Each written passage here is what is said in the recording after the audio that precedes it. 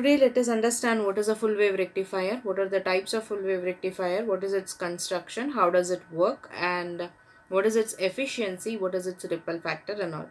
So in the last class we have discussed about half wave rectifier. Now we will study about full wave rectifier. So full wave rectifier, there are two types of full wave rectifier. The first one is center tapped. So this is a circuit of center tapped full wave rectifier. The other one is bridge rectifier. So in bridge rectifier you will be having a bridge circuit, that we will see in the next class. So first we will understand what is a center tapped rectifier. So in a center tapped rectifier you will be having first you will be having a transformer. So the transformer we have studied in the previous class also. So you have a transformer, so with the N1 number of windings, primary windings, and N2 number of secondary windings. Here the secondary windings is divided into two parts. Secondary windings is divided into two parts. Suppose you have 100 windings here. So in 100 windings you are dividing into two parts, 50 plus 50. It means that the first 50 part is given to this point and above, and the next is this point and below. This point I will take it as 0. So this is called center tap transformer.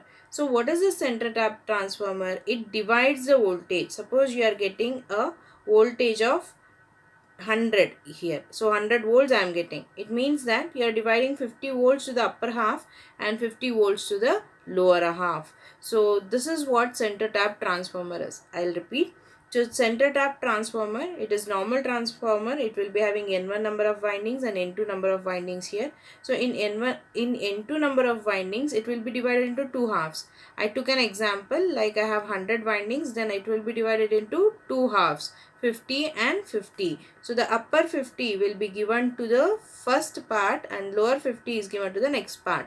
Why we have done this? To divide the voltage. That is, if you get 100 volts to the secondary windings, this 100 volts is divided into two halves, 50 volts from here to here and 50 volts from here to here. That is, C to 0 you will be having 50, 0 to D you will be having 50. So here you are using two diodes, diode D1 and diode D2. So the diode D1 and diode D2. These two diodes conduct in two different half cycles. Like we know that in one sinusoidal signal you will be having two half cycles, positive half cycle and negative half cycle. So diode D1 will conduct in this cycle, diode D2 will conduct in this part of the cycle. And the next is RL. So if you can see here, this is the center tap you are taking and you are connecting RL. RL is the load resistance. Next, so you have this connection. So this represents you have no connection here, like there is no connection between this line and this line, okay, and this shows there is a short connection, that is you have shorted it, you have connected it. Now, so coming to the working, so we will understand how does the full wave rectifier work with respect to positive cycle, with respect to negative cycle.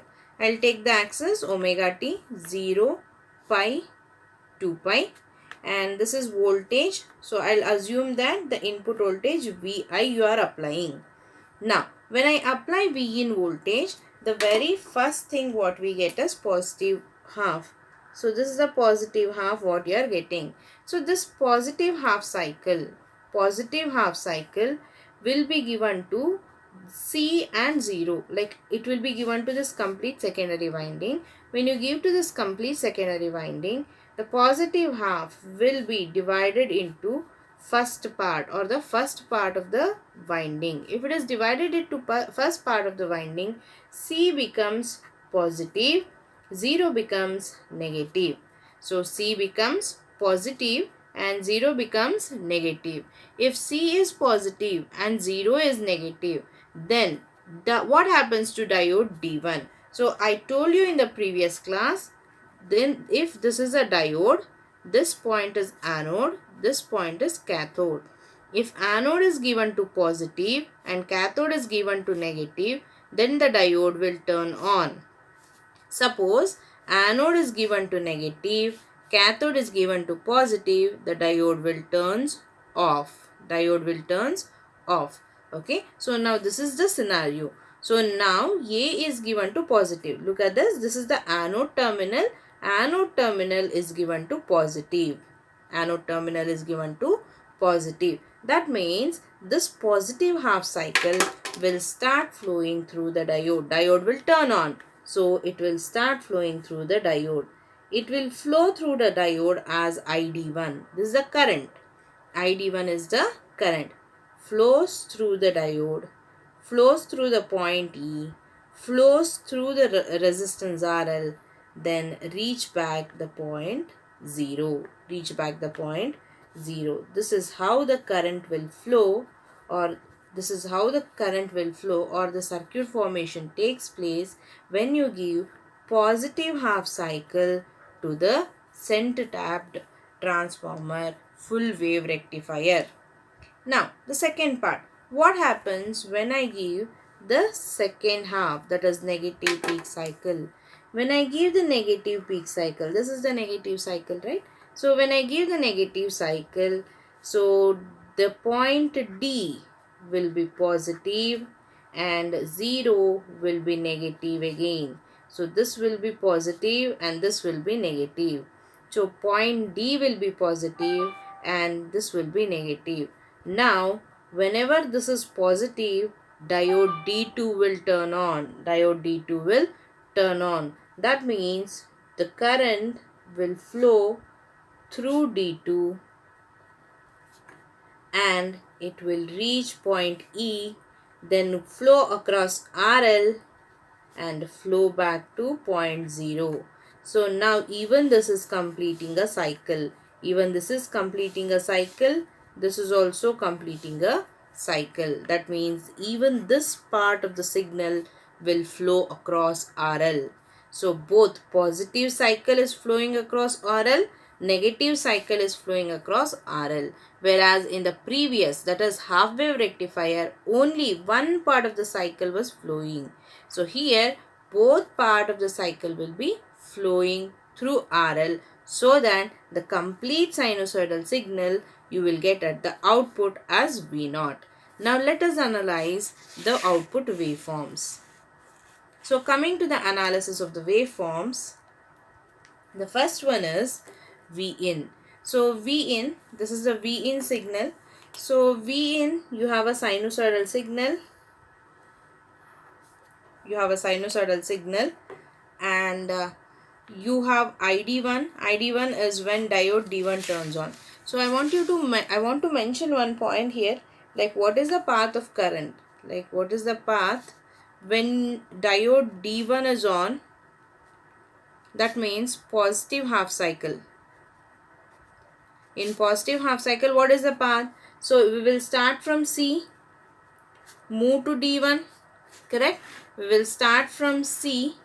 So you will start from C, move to D1, then E, then to RL, then through F, then reach point 0. So this is the complete cycle. So what is the path when the D2 is on, and that is when you have a negative half cycle. When I have a negative half cycle, so the path is traced like this. I'll start from D, move to D2, then to E, then in RL, then F, then 0 or O. So this is the path in negative half cycle. So this is how you trace the current flow. Now coming to ID1. ID1 is present when you have positive half cycle. So you have ID1 only when you have positive half cycle in your input. So this is ID1. Next, in the negative half cycle, what is the value of ID1? In the negative half cycle, diode D1 is turned off. Diode D1 is turned off. So because diode D1 is turned off, you don't be having any sort of current here. You don't be having any sort of current. So it will be 0. So again, when you have a positive cycle, you will be having current. When you have negative cycle, you won't be having current. So this is the waveform of ID1. If I want to trace the waveform of ID2, when you have positive half cycle, so I told you when positive half cycle is there, this will turn on and this will turn off. When you have negative half cycle, D2 will turn on, D1 will turn off. So here you will be having 0 and in negative half cycle you will be having current. Again positive half cycle, so the current is 0 and negative half cycle you have current. This is how you get. Now look at RL. So RL is present, or you can see that you have both red line and pink line flowing here. It means that both the currents, that is ID1, ID2, both are present or both will flow across RL. It means that the current I0 is equal to ID1 plus ID2. The current I0 is equal to ID1 plus ID2. So you get ID1 here, you get ID2 here. So again ID2 you will be getting here and ID1 you will be getting here. So this is the total current present, or this is a complete current present in the center tapped full wave rectifier. So what will be the output voltage? Output voltage will follow the current. Only thing is magnitude will vary. So here you will be having Im, here you have Vm. So you don't have any phase difference here. So the complete output voltage follows the output current. So this will be your output voltage waveform. This will be the output voltage waveform. So if you look at this properly, so complete from 0 to pi, pi to 2 pi, this is 3 pi and this is 4 pi. So in all the regions you have output voltage. Whereas in half wave rectifier only one pulse you had, then you had a 0. So this is the working of full wave rectifier. This is the working of full wave rectifier. So in this full wave rectifier, if I want to mention the equations of currents and voltage, I can write it as Vi is equal to Vm sine omega t, where omega t is this one axis I am taking. If I take omega t is equal to theta, I can write Vm, capital Vm into sine theta. Suppose I want to write the equation for current, I0 is equal to, so I0 is equal to Im sine theta, Im sine theta, where Im is the maximum current. This maximum current, its value is equal to Vm divided by Rf plus Rs plus RL, where Rf is forward resistance of diode, Rs is secondary transformer winding resistance. So you have these windings, right? They have some resistance that is referred as Rs, and RL is the load resistance. So load resistance, this resistor. So this is the RL, or that is the load resistance what you have to mention. So this is about the current and voltage equations. Okay, the next part is average current. So I need average DC current in the full wave rectifier. To calculate the average DC current, we know the formula, like we have discussed the formula in the previous class. Area under the curve over the full cycle divided by time period. That is IDC is equal to, what is the area under the curve you are getting. So this is your curve, right? So this complete curve is there. What is the area you get? So one cycle is 0 to 2 pi. 0 to 2 pi is the cycle. So I0 into d theta divided by 2 pi. So I0 into d theta divided by 2 pi. Now in the next step, what I'll do, I'll just write down this 1 by 2 pi here. Integration 0 to 2 pi I0 into d theta. So we know what is the expression of I0. I0 is equal to Im sine theta. Therefore 1 over 2 pi integration 0 to 2 pi Im sine theta into d theta. Now Im sine theta is there. So an integration 0 to pi is there.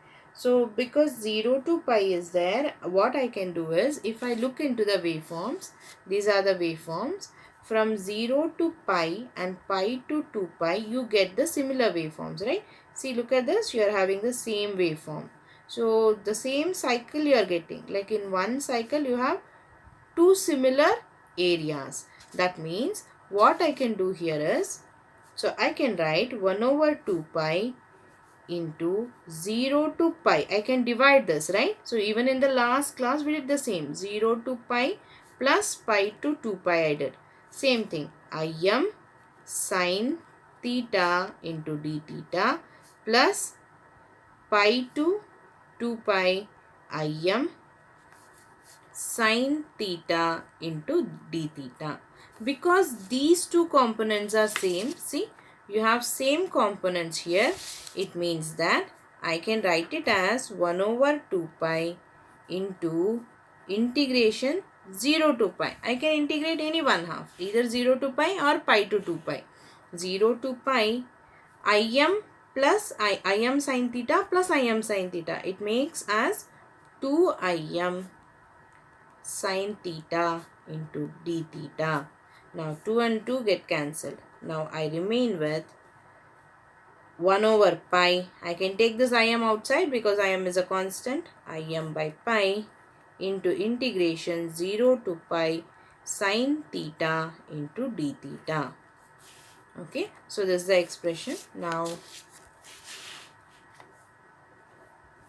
I'll rewrite it. So I got it as IDC is equal to Im by pi into integration 0 to pi sine theta into d theta.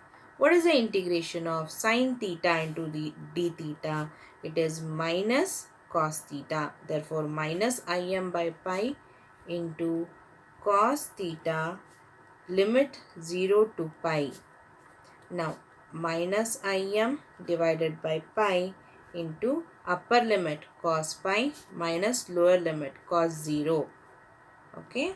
So, now what is cos pi equal to? It is equal to minus 1. And what is cos 0 equal to? It is equal to plus 1. So, it becomes minus Im into minus 1 minus 1 divided by pi. It means that you will get 2 Im divided by pi.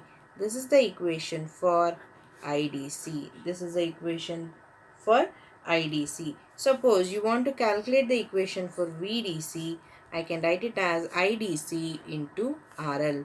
What is IDC? It is 2 Im divided by pi into RL. So this is the expression for VDC. Okay. The next one is RMS value of current. So how do you find RMS value of current? We know the expression IRMS is equal to square root of 1 over 2 pi 0 to 2 1 over 2 pi integration 0 to 2 pi I naught square into d theta. So I'll remind you that in the waveform we have whatever you have at the positive half cycle, the same thing you are having at the negative half cycle. That is, in one complete cycle you are having two equal halves. So from 0 to pi, whatever the signal is there, the same signal you are finding from pi to 2 pi. Therefore, what I can do? I can take integration of 0 to pi into 2. So if I take this one and multiply by 2, I will get the complete cycle. Therefore, so the same technique I will be using here. So what will be the next step? 1 over 2 pi integration 0 to pi. So integration 0 to 2 pi I naught square into d theta, so which is under root. Now first let me substitute what is the value of I naught. I naught is equal to Im sine theta. When I write I naught square, it is Im square sine square theta. So what is sine square theta? Sine square theta is equal to 1 minus cos 2 theta divided by 2. So directly I will substitute this value now. So what happens here? IRMS is equal to 1 over 2 pi integration 0 to 2 pi Im square into sine square theta is 1 minus cos 2 theta divided by 2 into d theta, whole thing under root. The next step, I can write it as square root of 1 over 2 pi. So as I said you, so if I integrate from 0 to pi and multiply by 2, I will get the same value as that of 0 to 2 pi, because 0 to 2 pi is the half or is the double of this 0 to pi. The same thing. So into 2 times of 0 to pi, or I can take pi to 2 pi, no problem, into im square is constant, so I can write out of it. So im square I'll make into 1 by 2 minus 1 by 2, I'll write it, cos 2 theta by 2 into d theta. Now, so I'll split this into two parts. Integration 0 to pi half into d theta minus integration 0 to pi cos 2 theta by 2 into d theta. Now, what is the integration of a constant? It is equal to theta. So, I'll write theta from 0 to pi minus, what is the integration of cos 2 theta? Integration of cos 2 theta is, here you have to, sorry, integration of cos 2 theta is sin 2 theta divided by 2. So you have sin 2 theta divided by 2 into 2. Already you have one more 2. So therefore into pi. So now this is upper limit pi by 2 minus 0 by 2. It is pi by 2 only. Now the second part, sin 2 theta, that is sin 2 pi minus sin 0 divided by 4. Sin 2 pi. So what is the value of sin 2 pi? It is again equal to 0. So it is equal to 0. Sin 0 is also 0. So this complete term becomes 0. This complete term is now 0. So the equation is IRMS is equal to square root of Im square divided by 2 pi into 2 into integration 0 to pi 1 by 2 minus cos 2 theta divided by 2 into d theta. This was the previous expression, right? So this is the previous expression, the complete expression. I have rewritten it. In that you have the value half into d theta, integration of half into d theta as pi by 2, and this term is completely 0. So I'll cancel these two values here. I'll be getting Im square divided by pi into pi by 2 into pi by 2. So pi and pi get cancelled. Here again pi and pi get cancelled. Square and Im square get cancelled. So Im divided by root 2. Im divided by root 2. So the IRMS value is Im divided by root 2. Suppose you want to find the value of VRMS. So then I can directly write IRMS into RL. What is the value of IRMS? Im divided by root 2 into RL. So this is the value of VRMS. So the RMS value of voltage and the current is as given here.